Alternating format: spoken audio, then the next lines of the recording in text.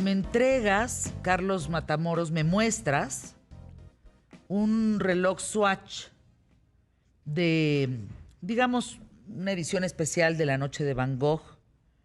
Sí, es una que sin duda es uno de mis cuadros favoritos. MoMA. Qué belleza del MoMA, ¿eh? Ahí está el reloj. Está bien bonito. Sí, se supone que es un fragmento de La Noche Estrellada, pero en todo el reloj completo, la carátula, la caja y la correa tienen esos trazos, ¿no? A ver, Carlos Matamoros, tú eres especialista en alta relojería, fundador de Hora Local. En Instagram eres @hora_local. Y canal de YouTube también. ¿Y canal de YouTube también? ¿Cómo Sí, igual, se llama? también se llama Hora Local Hora MX. Local. Bien. ¿Cómo le fue a los relojes de lujo en pandemia? Re bien, súper bien. ¿Qué estás diciendo, Carlos? ¿Por qué? Increíblemente bien. ¿Por? Eso. O sea, ¿quién pensaba en pandemia comprar un reloj? Pues toda la gente, por ejemplo, que tenía una cantidad destinada a unas vacaciones, a un viaje, a cambiar de coche, cosas así. Realmente, ¿cuánto se usaron los coches durante la pandemia, no? Si no podíamos salir ni al súper.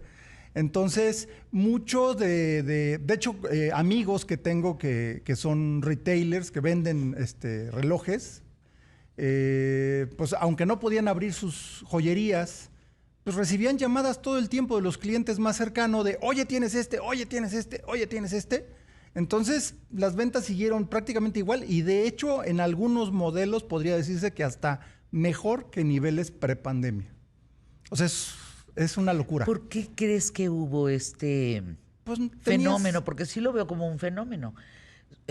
No lo tomen a mal, pero un reloj frente a una pandemia, pues definitivamente no es un artículo de primera necesidad, no, ni de para segunda, nada. ni de tercera, ni de cuarta. No, para nada. Y de hecho, como siempre hemos dicho en Hora Local, tanto en el podcast como en el video, como en todo el concepto, es que la relojería es para todos y la disfrutamos a nuestro nivel cada quien, ¿no?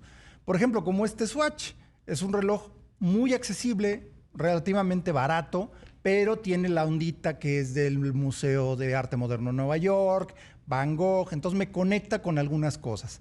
Entonces, cada quien a su nivel tiene esa posibilidad de comprarse un reloj de X nivel de precio y demás, pero encima de todo, no puedo salir, no tengo en qué gastar, no puedo ir de vacaciones. Vamos a decir, una persona de un cierto nivel económico ya tenía sus vacaciones planeadas y demás para irse a Disneylandia, ponle, ¿no? Entonces, de repente ya no puedes viajar, ya no puedes ir a ningún lado, no puedes salir ni a Chiconcuac. O sea, ¿destinas dinero a un reloj? Wow, me llama mucho la atención. Sí, es que es un poquito como el agujero del conejo de Alicia en el País de las Maravillas. De repente te metes en el mundo de la relojería y empiezas a ver más cosas y más cosas y más cosas. Obvio, si te conecta. Porque, por ejemplo, tengo amigos, colegas, bueno, no colegas, sino más bien amigos, que no entienden cómo se puede uno gastar $1,000, $2,000, $3,000 en un reloj. Dice, pues si tengo de Bob Esponja que me da la hora perfectamente, ¿no? No, Bueno, pero ese es un caso de la vida real, ¿eh? O sea, quien me dijo eso tenía un reloj, usaba un reloj de los que salió en una promoción de una hamburguesería famosa y era de Bob Esponja. Y ese era el reloj que usaba. A ver, vamos a tratar de dividir, Carlos Matamoros, para ver cómo está, como geolocalizar el tema de los relojes. Las mujeres compran relojes. ¿Qué pasa con los jóvenes? Aquí nos acompañan dos jóvenes de 20, 21 años. Ese es un tema 19, bien simpático. ¿Les interesa, no les interesa los relojes, etcétera, no? Fíjate que... los señores. Los señores, bueno, los señores obviamente las mamás, un poco más. ¿No? Pero ¿qué sucede? Que lo primero que me preguntabas, las mujeres. Con las mujeres pasa un tema muy curioso. Hace muchos años realmente lo usaban más como un accesorio, como una pulsera o algo. Entonces, no importaba si era algo de muy alta relojería, simplemente que fuera algo de muy buena calidad, pues preferiblemente metales preciosos, si se podía uno que otro diamante, pues era una joya, ¿no? Entonces no importaba tanto el lado relojero, era más la cosa estética. Entonces era más frecuente, pero al crecer el número de mujeres empresarias triunfadoras, ándale, como tú comprenderás, es más frecuente que una mujer diga, pues ya no es lo que me regalen, ya es mi gusto. Entonces, ha crecido la venta de relojes de alta complicación y eso para dama. Y muchas marcas se han dado cuenta, o la mayoría de hecho, ya no nada más es ponerle satín o ponerle diamantitos o ponerle cosas así para hacer el mismo reloj de hombre pero chiquito. No, ya hay creaciones específicamente para dama y para apelar ese tipo de gustos. Ahorita que me acuerdo, hay uno de una marca que se llama Christophe Claret, que es una margarita. Pero es una margarita animada en la carátula, digo, marca la hora y demás, ¿no? Pero tiene una margarita que es un autómata, quiere decir que es un, como una especie de mecanismo que se activa con un movimiento de un pulsador, de un botón. Entonces tiene la clásica margarita, ese de me quiere, no me quiere, el juego de la margarita que es como muy francés. Ay, qué chistoso, yo pensé en una margarita de alcohol. No. Ese es después. Escarchado el reloj O a la más bien, redonda, digamos, ¿no? unos 3 margaritas. Oye, habría que apuntar para allá, quién sabe, Claro, ¿no? no, a lo mejor después de 3, 4 margaritas te acabas comprando este reloj de la margarita, ¿no? Porque además no era nada barato. La cosa es que ¿Cuánto costaba ese reloj? ¿Cuánto cuesta más o menos? Pues debe haber costado unos 80, 100 mil dólares, ponle. Oye, No, estoy hablando de complicación. Es una complicación muy especial porque todo es mecánico, no hay nada de pila aquí, ¿no? El caso es que aparte de que marcaba la hora, tú le vas oprimiendo aquí un botoncito y en ese botón va retirando cada uno de los pétalos, pero todo sucede dentro de la carátula, es un autómata. Entonces tú vas oprimiendo y suena una campanita, ¡ding! Entonces te dice, me quiere, no me quiere, y es aleatorio. O sea, no se quitan en un orden particular. Entonces es una pieza como muy lúdica, como muy de gusto. Entonces, obviamente no es para cualquiera y por el precio pues tampoco, pero apela a ciertos gustos muy especiales, ¿no? Y te digo, con las mujeres eso está sucediendo.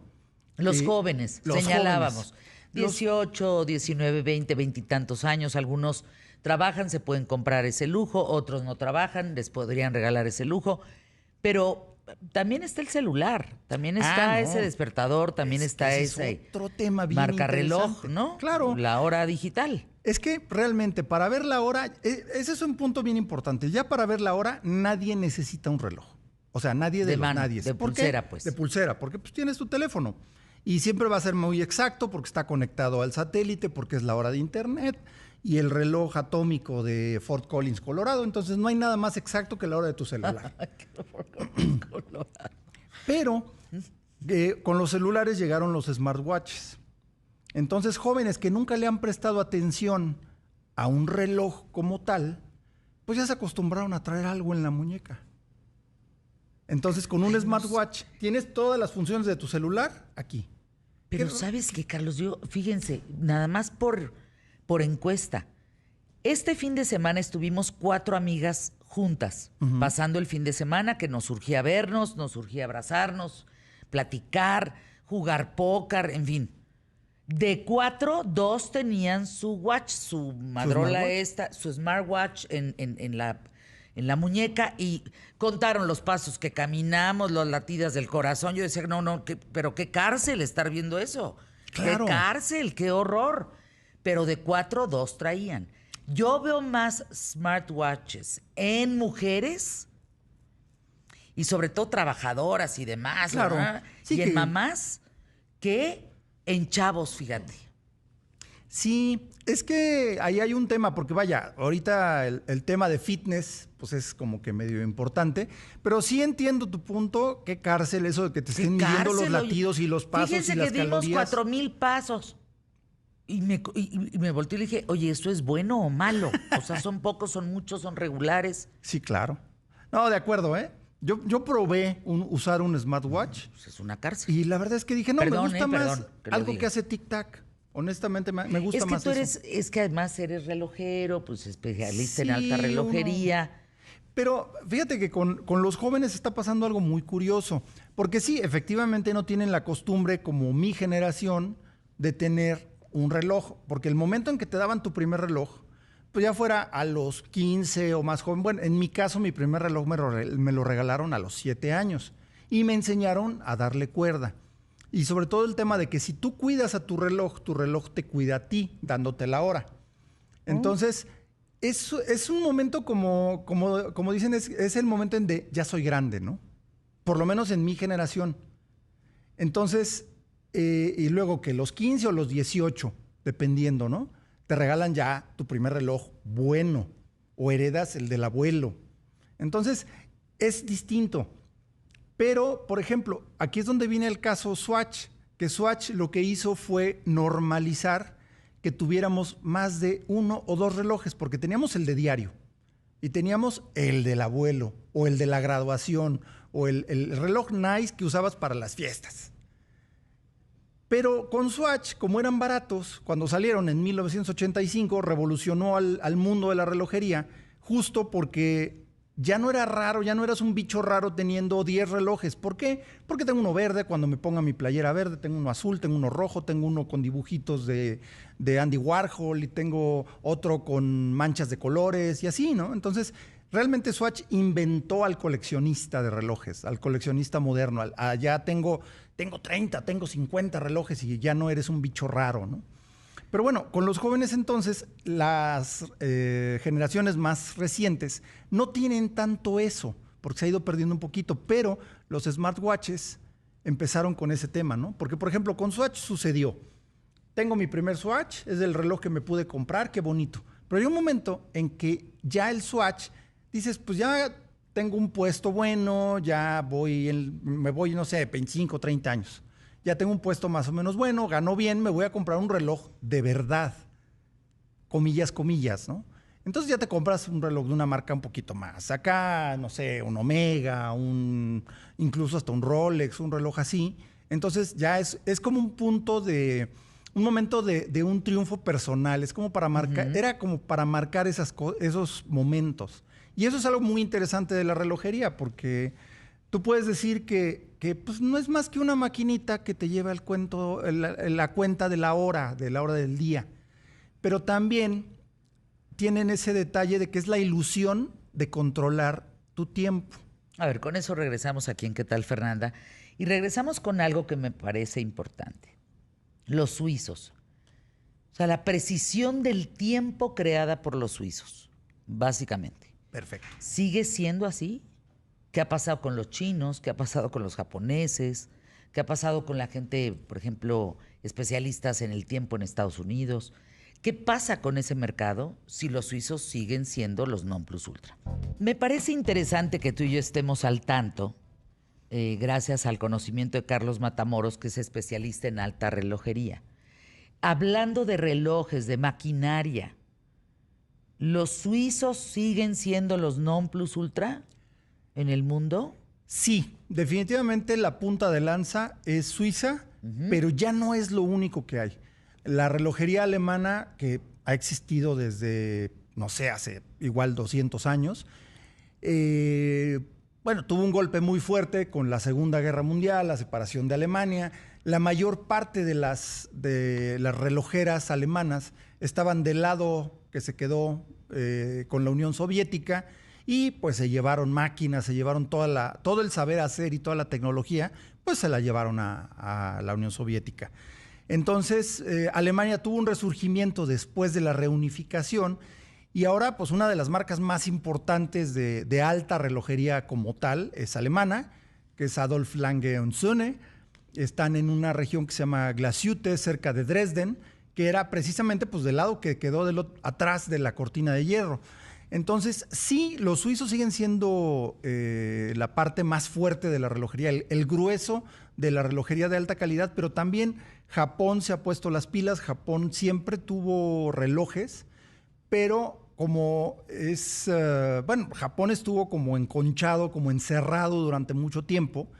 Entonces, muchas cosas no salían de ahí, hasta que después empezó a salir una marca que es Seiko. Digo, tiene varias marcas importantes, las principales son Seiko y Citizen, pero Seiko, incluso este año presentaron ya un reloj de muy alta relojería, un turbillón, que es un mecanismo súper complejo que tiene que ver con la cuestión de el balance necesario para, vaya, la gravedad de la Tierra hacía efectos sobre los relojes de bolsillo. Porque antes de existir el de pulso, existía el de bolsillo. Lo traías aquí en tu chaleco. Porque normalmente eran para caballeros. Lo traes aquí verticalmente. El turbillón es un mecanismo que arropa la rueda de balance que está haciendo esto, que es un péndulo. Está moviéndose de un lado a otro. De un lado al otro, que eso es lo que va haciendo la división para poder contar el tiempo. Entonces el turbillón, este volante que está oscilando, está envuelto en una jaula, que esa jaula a su vez gira y cambia de posición. ¿Por qué? Porque la gravedad de la Tierra, si tú tienes una cosa que gira, que es la rueda de balance, y está apoyada en un eje, y siempre está el eje en la misma posición, la gravedad de la Tierra hace que, si tú lo cambias de posición, pueda variar la frecuencia. Entonces, dirías que hoy por hoy, año 2022, ¿el tiempo es preciso? Ah, no, totalmente. O sea, con los átomos de cesio que los pudieron... ¿Qué es eso, Carlos? Pues el reloj atómico. De hecho, es el tiempo más preciso que existe. ¿Qué es eso? Es el tiempo más preciso que existe. Digamos que para poder medir el tiempo, tú necesitas un órgano regulador. O sea, necesitas algo que tenga intervalos, que se mueva a intervalos definidos, para poder decir tantas oscilaciones equivale a un segundo o tantas oscilaciones equivale a un minuto. Entonces, a ver, resumen. Los suizos sí siguen siendo los meros lo petateros. ¿No habría desaparecido el mecanismo suizo? No, de hecho estuvo a punto de desaparecer en los años 70. Y esa es una historia que a ver, cuéntanos. Los suizos la ven como la debacle del cuarzo.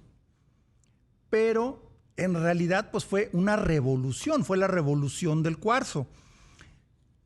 Digamos que Japón logró producir el primer reloj de cuarzo que, como decía, el órgano regulador en este caso ya no es nomás una rueda que va y viene, sino que utilizaron un cristal de cuarzo tal cual, no tanto de los que atraen energía del universo y esos, no. O sea, es el mismo material, pero el cuarzo tiene una propiedad que se llama piezoelectricidad. Si yo golpeo el cristal, los cristales producen una pequeña cantidad de energía.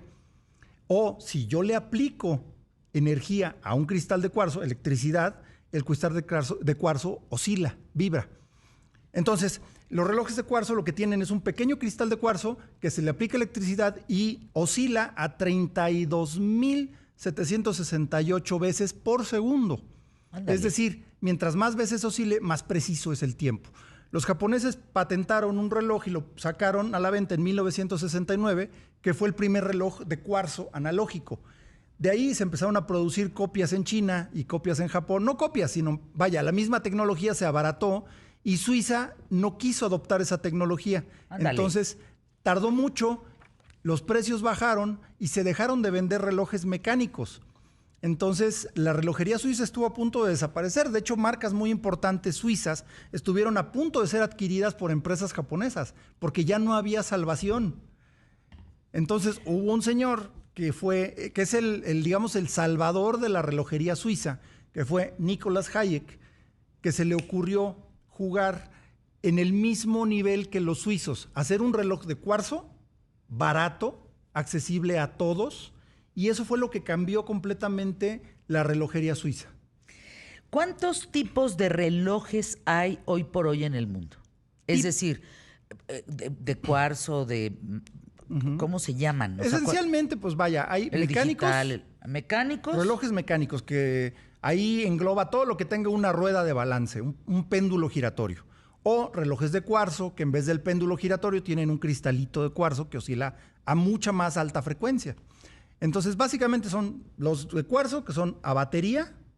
Ajá. O utilizan electricidad, porque hay otras variantes, pero básicamente es eso. Y los relojes mecánicos. Pueden ser digitales o pueden ser analógicos. Analógicos, que quiere decir que se mueven con manecillas y se lee la hora como en un reloj convencional. Y los digitales, que son los que muestran la hora con números, hora y minutos. Hoy, ¿cómo puedes identificar que un reloj es pirata? El tema, ¿verdad? ¿Cuánto tiempo tienes? Porque antes decían, por ejemplo, que una característica del Rolex era el segundero continuo. Sí y no, porque también hay Rolex que se mueven segundo por segundo. Son originales, son de cuarzo. Híjole, es que ¿cómo puedes identificar el mercado pirata de un reloj que a lo mejor vale esto, $100,000, y pues tú lo compras en 1,000? Es que ahí hay una cosa. Principalmente, si es demasiado barato para ser real, generalmente lo es. O sea, Es pirata. es pirata. Exacto. Si es demasiado barato, o es pirata o es robado. Pero lo más probable es que sea pirata. Obviamente, no vas a comprar un reloj de alta calidad en un tianguis. Generalmente es barato y generalmente pues es pirata. Pero mucha gente hace pasar relojes. Hay copias piratas muy bien hechas que, a menos que los desarme un relojero experto, Újule. es muy difícil darse cuenta. Entonces hay que fijarse en los detalles, hay que fijarse en la época del reloj que se supone que es, y sobre todo fijarse qué modelo es. Porque me tocó ver un reloj en una persona que conocí en este medio, que llegó a un evento de relojería con un reloj más pirata que Jack Sparrow. Pero de eso que tú de aquí a Híjole. 2 cuadras te dabas ¿Qué? cuenta. ¿Es en serio? Y él no se dio cuenta. Según que se lo regaló su papá y le gustaba mucho, le dije, sí, con mucho gusto, pero no lo uses en un evento relojero, porque es un modelo que no existe. O sea, este modelo, aunque diga tal marca, no existe. No existe en la realidad. Entonces, cualquiera que medio sepa se da cuenta que es más falso que un billete de 2.50, ¿no? ¿Por qué traerías un pirata? Es que esa es la cosa. Puedes engañar a todo mundo, menos a ti mismo. No, pero espérame tantito. Está horrible engañarte con eso, ¿no? Pero es que esa es la cosa, a ti mismo no te engañas. Puedes traer la mejor copia del mundo, porque hay copias hechas con mecanismos suizos, hechos en Italia o hechos en Suiza inclusive, pero son súper piratas. Son carísimos, cuestan la mitad que uno de a de veras y realmente pues se ven muy bien, pero tú siempre vas a saber que tienes un reloj falso, porque no es que sea pirata, no es que sea clon. La realidad del término es falsificación, ¿no? Entonces, ¿no es lo mismo? Es lo mismo, pero es una cuestión semántica, es como para suavizarla, ¿no? No, es que este no es pirata, es un clon, es una ¿Cómo va a copia. ser? Claro. Ah, no, pero es que así te quieren dorar luego la píldora ciertos vendedores, ¿Qué ¿no? pasa con el crimen organizado? ¿Qué pasa con los relojes que se roban? ¿Los venden en qué mercado? ¿Dónde te encuentras los relojes robados? Pues, híjole, es que llegan a niveles Qué horror. que no esperarías, porque, pues, digo, muchas veces llegan a las casas de empeño o llegan entre grupos de coleccionistas, pero es muy difícil darte cuenta. O sea, realmente lo ideal es, para estar seguro que un reloj no es robado, pues pide todos los documentos que vienen con cada reloj, supuesto. la tarjeta de garantía, el instructivo, el certificado de autenticidad y, de ser posible, hasta el estuche. Es la mejor manera de darte cuenta que un reloj no es de mala procedencia, ¿no? Me gustaría invitarte, Carlos Matamoros, ahorita ya no nos va a dar tiempo, a hacerle un pequeño homenaje a mi querido amigo, nuestro querido amigo Mauricio Berger. Definitivamente. Don Mauricio fue toda una... Don Mauricio, fue una institución. Fíjense, empezó en 1943 más o menos. Es un hombre que cambió la relojería en México. Totalmente, sobre todo la forma de hacer negocios en la relojería en México. ¿Lo platicamos? Lo platicamos con Hagámosle mucho gusto ese cuando tú digas. pequeñísimo homenaje con mucho cariño a un hombre tan importante, tan querido, representativo de la joyería, de la relojería en México, y un hombre que quienes tuvimos la posibilidad de conocerlo y tratarlo, encontrábamos siempre un hombre divertido, generoso, encantador, con un gran conocimiento, y un hombre que colocó, insisto, el costo de la joyería y el costo de la relojería en México competitivamente con el mundo, ¿eh?